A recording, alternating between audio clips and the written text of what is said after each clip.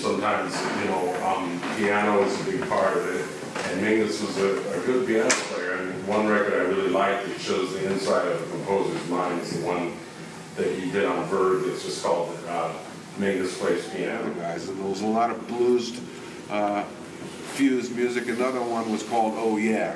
It came out a little later. It had featured a blues called Oh Lord, Don't Let 'Em Drop That Atomic Bomb on Me. And that had Roland Kirk.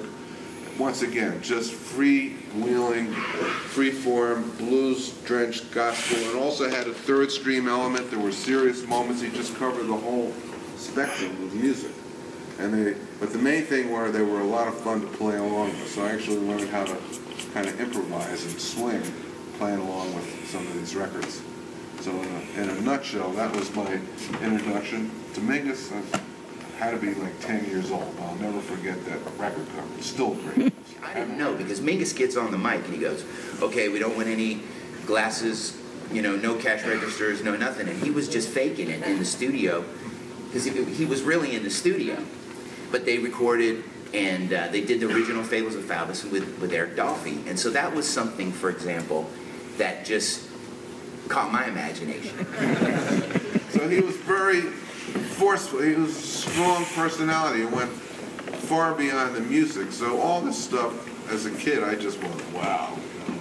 And he was so forceful as a band leader when he was playing, shouting to instructions at the band, and just creating music on the spot in a way, because his stuff changed every night.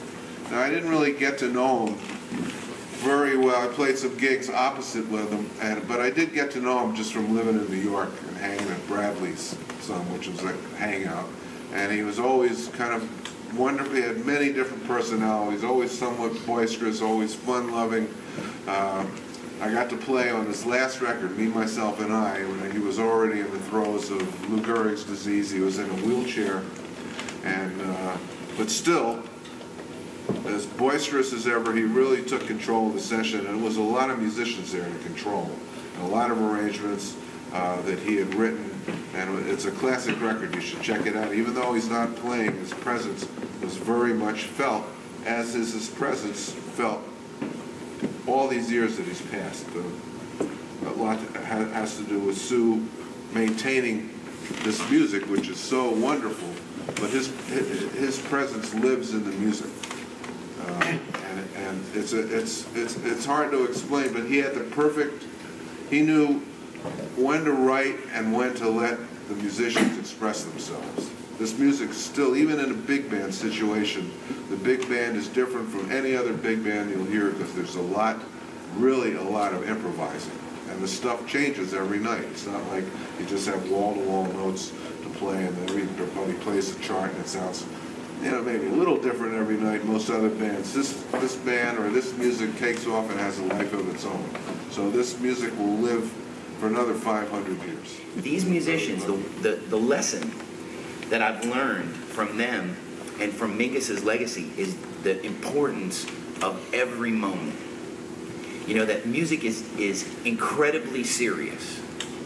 And I've taken that away from the Mingus Big Band, and especially from studying Mingus a lot, is that, for example, the most important thing in your life is the next note you're going to play.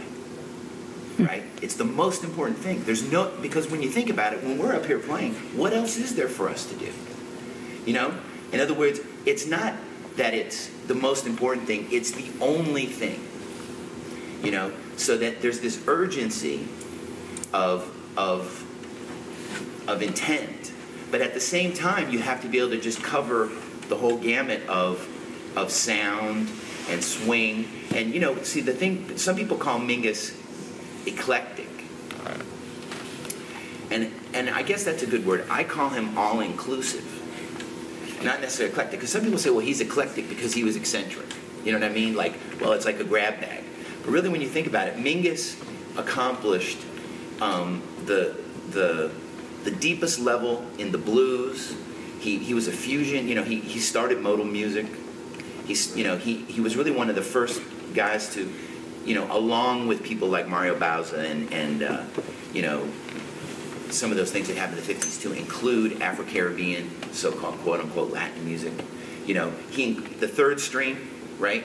Mingus started that mixture along with Gunther, but Mingus really himself did it with taking classical influences, and if you come and hear the Mingus Big Band, we'll do pieces like Children's Hour of Dream, or with the Mingus Orchestra, these almost semi-classical pieces.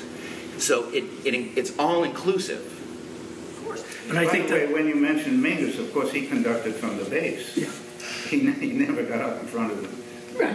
right. But he hollered and screamed. But You know, if you can convey to the orchestra, you know, the imagery you have in your own mind about a phrase, the ideas, then that'll go a long way. Yeah? So, again, showing it here is one thing. Better Get in Your Soul, Boogie Stop Shuffle. I think they're still available today.